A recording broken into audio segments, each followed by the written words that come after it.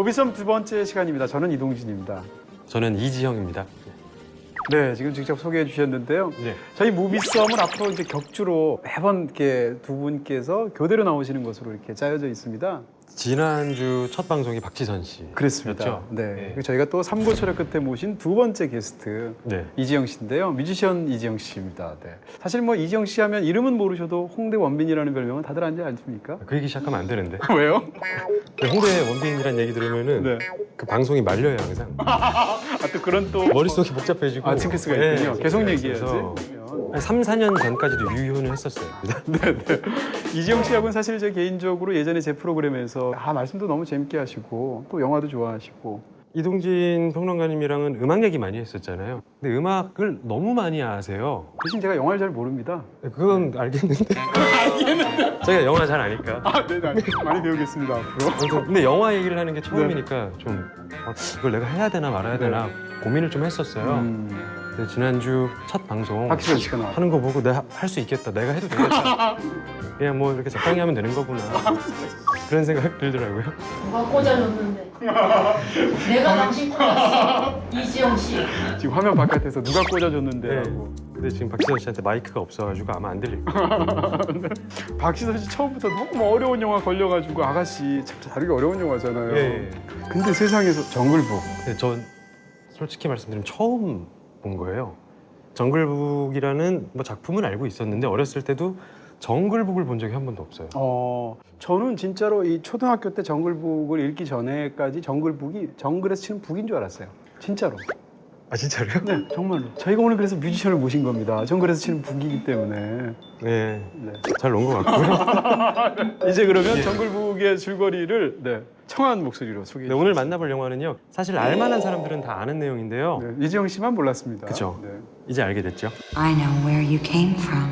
아버지를 잃은 소년 모글리가 흑표범 바기라와 늑대 아킬라 무리의 보호 아래 모험 속에서 성장하는 이야기죠. Mowgli belongs to my pack. Mowgli? They've given it a name. 70여 종의 동물들을요 100% CG로 구현을 했는가 하면 빌 머레이, 스칼렛 요한슨 등 뭐 헐리우드의 톱 배우들이 목소리 출연으로 많은 이들의 지지를 얻은 작품이기도 합니다. 상상 속 모험을 실감나는 현실로 옮긴 영화 정글북, 지금부터 무비썸에서 스펙타클하게 이야기를 나눠보겠습니다. And trust in me. 오늘 뭐 땅 짚고 헤엄치실 것 같아요. 저 우선 너무 재밌게 봤고요. 근데 너무 재밌게 보긴 했는데 두 아이를 키우는 아빠이다 보니까 영화에 온전히 몰입이 안 되고 아이들 생각만 계속 나는 거예요. 뭐 풀밭을 뛰어다니고 나무에 매달리고 하는 게 막 아슬아슬하고 그렇죠. 걱정도 되고 그러다 보니까 애들 걱정하느라 영화에 100% 네. 막 집중을 못했어요 좀. 홍대 원빈이 이런 얘기하면 안 되는데. 그게 원래 더 매력 있는. 너무 재밌게 봤어요. 아이들 생각하면서. 디즈니 작품들 보면은 맞아요. 정말 대부분의 사람들을 만족시키니까. 보고 나면 정말 모든 사람이 즐길 수 있는 방식으로 최대 다수의 뭐 최대 쾌락 이런 걸 노려서 영화를 만들었잖아요. 네. 그래서 오히려 디즈니를 싫어하는 경우도 있죠. 네. 왜냐하면 너무 그 가족주의적으로 너무 예쁜 얘기, 고운 얘기를 이렇게 딱 주제별로 담아서 항상 비슷한 상차림으로 내다 보니까 네. 디즈니에 질리는 경우도 있는데 이 영화의 경우는 이제 기술력이 워낙 뛰어나기 때문에 그런 부분에서 사실 또 다른 어떤 돌파구를 만든 게 아닌가 싶어요. CG 100%라고 해도 솔직히 저 그냥 영화를 좋아하는 사람 입장으로서 CG 100%가 어디서 어디까지인지 그쵸. 뭐 감음이 안 와요. 그렇죠. 근데 보고 나서 분명히 실제 동물이 나왔을 거야. 근데 나중에 그 사실을 아셨죠. 네, CG 100%라는 얘기를 듣고 그러면은 뭐 이거 어떻게 한 거지?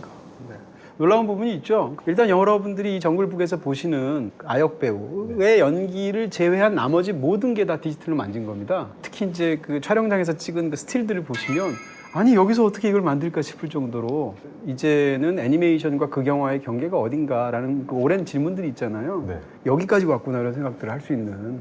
실제 동물에 대한 뭐 모션을 딴 것도 없이 그냥 다 아닙니다. 컴퓨터로만. 그렇지는 않죠. 네, 이렇게 약간 제작 과정을 아주 간단하게만 설명하면 인도의 정글의 스태프들이 가서 이 정글에 해당하는 그 모델이 된 숲에 가서 사진을 40만 장을 찍어왔어요. 실제로. 그래서 그걸 다 데이터화하는 거죠. 그럼 아이는 어떻게 연기하느냐. 모글리를 제외한 나머지 모든 배역들이 다 동물이니까 배우들을 다 캐스팅해서 애니메이션처럼 목소리 연기를 먼저 합니다. Where you gone, man cub? They've given it a name. 그래서 그걸 다 데이터화하는 거죠. 그런 다음에 이것을 이제 합성해서 하는데 일반적으로 이런 연기를 할 때 뒤에 이제 블루 스크린 같은 게 있고 텅 비어 있는데 아이 혼자 연기할 것 같잖아요. 근데 그것이 성인 연기자도 연기하기가 어렵거든요. 근데 아이 입장에서 뭐가 있어야 되잖아요. 어떻게 했느냐? 아이이기 때문에 퍼핏 마스터들을 불렀어요. 인형을 손에 이렇게 넣어가지고 이렇게 움직이는 사람들이 있죠. 그 사람들을 불러서 그 동물 크기를 대충 비슷하게 재현을 해서 손가락을 끼우고 아이 앞에서 동물로 연기를 했습니다. 그럼 아이는 움직이는 그 인형을 보고 연기를 한 거예요. 놀랍죠? 네. 그런 부분들이. 이 속사정들을 뭐 지금 뭐 100분지 1도 말씀은 안 하셨겠지만 그렇죠, 그렇죠. 네. 이 정도만 들어도 전 가능한가? 몇 사람이 있어야 되나? 뭐 돈은 이제 관심은 없는데 저는 거기 관심이 있는데 돈이 엄청 들죠. 몇 명이 저 작업을 그러니까요. 몇 년을 매달릴까 생각하면은 정말 너무 머리 아플 것 같기도 하고 신기하기도 하고요. 그렇습니다. 그래서 이제 이걸 이 정글이 뭐 가상현실의 정글하고 비슷하니까 버추얼 정글이라는 말을 쓰는데 근데 저는 이제 이 CG가 놀라운 게 CG가 안 보이는 CG라는 거죠. 그러니까 모르고 볼 때는 저게 CG가 아니라 실제 정글에서 어느 부분은 찍었을 거다. 그걸 잘 못 찍는 어떤 부분은 그렸을 거다. 캐릭터도 어떤 거는 실제로 호랑이를 찍었는데 입모양만 CG로 했을 것이다. 이런 상상이 들잖아요. 근데 사실은 그게 다 CG였다는 거 아니에요? 그러니까 애초에 CG 역사에서 보게 되면 CG라는 것이 영화에서 전면적으로 드러나는 게 80년대 중반입니다. 트론이라는 영화가 CG를 최초로 제대로 구현한 영화라고 기록이 되는데 처음 CG가 나왔을 때 CG가 너무 자랑스러운 거예요, 할리우드가. 그래서 이게 CG라는 걸 팍팍 티를 내면서 만들었습니다. 이게 한 10여 년 세월이 지나다 보니까 90년대 중반부터는 CG를 어떻게 쓰냐면 안 보이는 CG를 쓰는 거예요. 그러니까 사람들이 CG인 걸 모르는 방식으로 대표적인 게 포레스트 검프 같은 영화예요. 포레스트 검프에서 사람들이 많이 나오고 이거 다 CG거든요. 그 광장에 가득 메운 그렇습니다. 사람들, 막 예를 들면 그 미식축구 할 때 막 박수 치고 이러는 군중들 이런 거. 탁구공도 다 그렇죠. 그런 다 것들. CG로 그려내고. 야, 이거 어떻게 다 그렇게 받아주시네요. 말을 저요? 사전에 맞추지도 않았는데. 마침 네. 포레스트 검프를 좋아했었기 때문에 그렇군요. 이런 쪽으로 저는 이제 기억도 생생한 게 90년대 초반에 92년인가 93년에 주라기 공원이 나왔을 때 사람들이 와, 어떻게 공룡을 진짜 바로 옆에서 뛰는 것처럼 저렇게 하이퍼 리얼리즘적으로 생생하게 살릴까 해서 정말 극찬에 극찬을 사람들이 했거든요. 제가 얼마 전에 주라기 공원 1편을 다시 봤습니다. CGT가 너무 나요. 한 20여 년 세월이 흐르는 동안 CG 기술이 너무 발달을 해서 지금 주라기 공원을 다시 보면 너무 싼 티가 납니다. 아바타를 볼 때만 해도 동물의 움직임이 계속 저는 계속 뭐가 어색했거든요. 맞아요. 이번에 이게 정글북은 정말 진짜 실제일까? 그래서 아까 여쭤봤던 게 맞아요. 100% CG의 어디부터 어디까지인가에 대해서 그래서 궁금했던 거예요. 그렇습니다. 그러니까 CG 기술 중에 최상의 기술은 보이는 CG, 과시하는 CG가 아니라 CG인 것도 모르게 실제처럼 만들어낸 CG가 아닌가 싶은데 그런 쪽에서 한 극단이 정글북이 아닌가 이런 생각이죠. 근데 이 또 배우 연기는 어떠셨어요? 배우라고 뭐 딱 한 명 나오지만 닐 세티. 오히려 동물의 움직임보다 저는 그 모글리 닐 세티의 움직임이 좀 더 부자연스럽더라고요. 네. 그럴 수도 있겠네요. 진짜 실제였잖아요. CG가 아니니까. 모글리가 뛰고 구르고 낙법을 하는 건 정말 그쵸. 실제인데 그쵸. 오히려 그게 부자연스럽고 부잣집 아이 같은 느낌이 계속 인도 왕자 같은 느낌. 네. 네. 막 방학 때 되면 요트 타고 다닐 것 같고 네, 네. 그런 느낌을 받아가지고 네. 집에 정원사 한 17명 있고. 예. 네. 그래서 그건 좀 아쉬웠던. 그렇게 볼 수도 있군요. 그 생각은 못했는데. 근데 닐 세티도 굉장히 배경이 재밌더라고요. 연기를 한 번도 안 해본 아이라는 거예요. 처음. 네. 근데 이 정도면 굉장하죠. 인도계 미국인이에요. 얘가 이제 인도계의 정체성이 있으니까 부모님이 보내서 성격이나 이 모든 면에서 우리 얘가 하면 딱 맞을 것 같다 해서 너 가서 한번 오디션 봐라고 해서 가볼까요? 해서 됐다가 덜컥 된 케이스예요. 2000대 1을 뚫고 됐다는데. 근데 그 뭔가 그 상상 속의 모글리 얼굴이 네. 닐 세티의 얼굴일 것 같은 생각은 들었어요. 처음에 닐 세티가 처음 등장했을 때 헤어스타일도 그 그림에서 보던 것처럼 그 헤어스타일을 하고 있고 이제 몸매도 저런 몸매일 것 같고. 또 정글북이 워낙 유명한 그 텍스트니까 원작이니까 심지어는 요즘 판권료를 안 해도 되잖아요. 왜냐하면 이게 나온 게 1894년인가에 나온 소설이에요. 그러다 보니까 이제는 무료로 풀렸잖아요. 아무나 만들면 되거든요. 당장 내년에도 또 다른 영화사에서 정글북을 만듭니다. 워너인가에서 만드는 걸로 돼 있는데 정글북 하면 수많은 영화들이 있는데 그중에 제일 먼저 떠오르는 건 아무리 그래도 디즈니 애니메이션 아닌가 싶어요. 60년대에 나왔던 그 디즈니 애니메이션 몇몇 컷을 보면 저 모글리어가 아마 기억하실 거고 이 영화를 만든 것도 지금 디즈니잖아요. 그렇죠. 그러니까 디즈니가 원작, 키플링의 원작이 있고 60년대 나온 고전 애니메이션이 있는데 이 중간쯤에서 이 영화를 만들었습니다. 근데 예를 들어서 그 애니메이션을 보신 분들이라면 저는 지금도 기억이 나는데 곰이 배영으로 수영을 하고 배 위에 모글리가 타서 둘이서 이렇게 노래를 부르는 장면이 있죠. 그게 그 애니메이션에서 제일 유명한 장면이에요. 아, 이번 정글북에서 제가 최고로 꼽는 3개의 장면 중에 하나가 그거였거든요. 노래도 굉장히 그 유명한 주제가죠. 네, OST도 네. 그 노래가 제일 빛을 발하는 것 같은. 그 노래가 더 베어 니세스티스라는 그 노래 제목인데 이 노래가 워낙 유명해서 미국 아이들은 그 노래를 따라 부를 수 있다는 거예요, 대부분. 다 아는 노래예요. 그렇대요.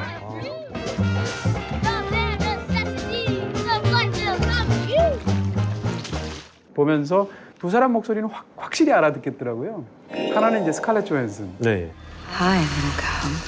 스칼렛 조한슨은 난 그 목소리를 들을 때마다 어떤 생각이 드냐면 목소리가 너무 스칼렛 조한슨 목소리예요. 네. 그러니까 그리고 두 단어만 들어도 알겠어요, 그 사람인지. 아, 그런 배우가 또 있나 싶은 생각이 들 정도이고 Just you and me, sweet thing. 그리고 말이라는 게 일반적으로 우리는 질감으로 파악을 하는데 이 스칼렛 조한슨의 목소리를 들으면 저는 양감이 느껴져요. 말이 좀 약간 이게 음란마귀 이래서 이런 생각인지 모르겠는데 그 말을 듣는 순간 저절로 스칼렛 조한슨의 그 몸이 떠오르거든요, 모습이. 몸이요? 네. 양감이 떠오르거든요. 아, 몸. Who are you? 영화 속에서 이제 카라는 캐릭터인데 그 카라는 캐릭터가 비단뱀이잖아요. 예. 유혹의 캐릭터인데 재밌는 건 원래 디즈니 애니메이션은 그게 남자 캐릭터예요. 카가. 네. 근데 이번에 영화를 스칼렛 조한슨을 끌어들이면서 여자 캐릭터로 바꿨습니다. 저는 약간 성적인 뉘앙스가 깔렸다고 생각하고요. 하는 대사라든지 오늘 스칼렛 조한슨은 우리는 그런 이미지로 떠올릴 수밖에 없으니까. 아, 전 성적인 그런 건 한 번도 생각도 안 해봤었는데. 죄송합니다. 제가 좀 약간 너무 밝혀서. 모글리 앞에서 어떻게 그런 생각을. 근데 전 보는 내내 모글리 우리 아니고 첫째, 둘째 비담. 애기 생각하고 봤는데. 스칼렛 요한슨이 나올 때 목소리부터 나오거든요. 그쵸, 그쵸. 진짜 뱀이 뱀 목소리구나. 근데 인간의 그 목소리. 언어로 말하면 딱 저 목소리일 것 같다는 생각을 했거든요. 이렇게 의식하지 못하셔서 그렇지 저랑 비슷한 걸 느끼신 거예요. 저는 그렇게 생각하고 있고 다만 정직한 거 아닌가의 차이라고 저는 주장하고 싶습니다. 네, 전 정직하진 않아요. 이 코 길어진 거 봐. 거짓말하니까 코 길어진 거 봐. 아, 무슨 말씀이신지 잘 알 것 같아서. 자, 또 예. 다른 목소리 연기 배우 얘기도 해야 될 것 같은데 빌 머레이 경우에도 참 연기 잘한다는 생각이 들어요. 빌 머레이라고 생각은 못했어요. 너무 귀여워서. Relax, kid. No need to get worked up, okay?